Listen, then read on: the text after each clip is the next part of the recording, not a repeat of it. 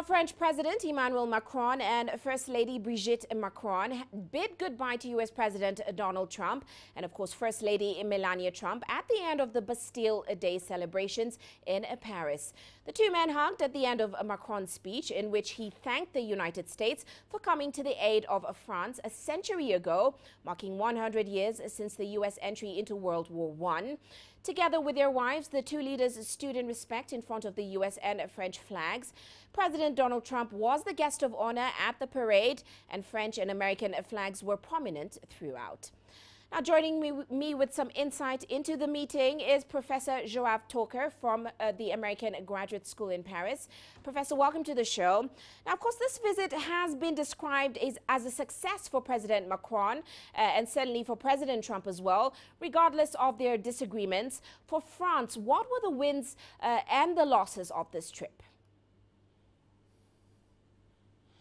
Well, indeed, as you said, right from at the outset, when the idea was launched in the air, when President Macron publicly invited President Trump to come over for the Bastille Day, it was described as sort of a diplomatic exercise, which could be very well, should have been sort of a win-win sort of exercise.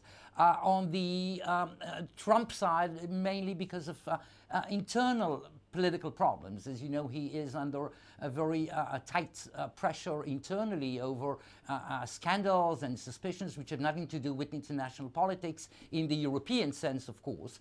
And then for Macron, over a completely different type of reasons in terms of leadership expression, in terms of initiative and innovation, in terms of leadership, in terms of pragmatism, in terms of exploiting a particular immediate situation on the European and international scene, in which Macron believes that due to his recent election, to that kind of freshness and youth that his presidency symbolizes for the time being, he's in office just for for 2 months roughly, that he could actually mark something on the international scene. And indeed, those 36 hours or so of President Trump in Paris, on the background of this monuments and parade and beautiful Paris, indeed achieved that.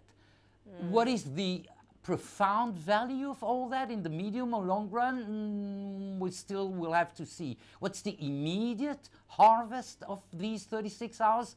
It is a good harvest. Now, we do know that Macron did host German Chancellor Angela Merkel just hours before he met with Trump. Do you think this trip changed how Europe is going to deal with Trump in the future in any way?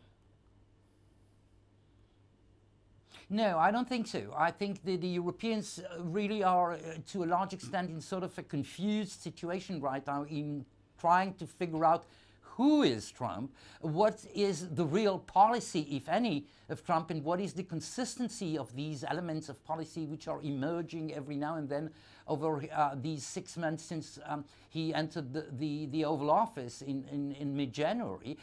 So I don't think that over the whole picture, this Macron-Trump day in Paris would change. What I think could be sort of stressing on the European and international scene is that Macron's ambition, at least for the coming few months when Angela Merkel is awaiting the results of the election she's facing in 3 months' time in September, and when things may become perhaps clearer in London, as British politics are in sort of a fragile situation right now, once again because of reasons which have nothing to do with Trump or Macron, but because of the Brexit.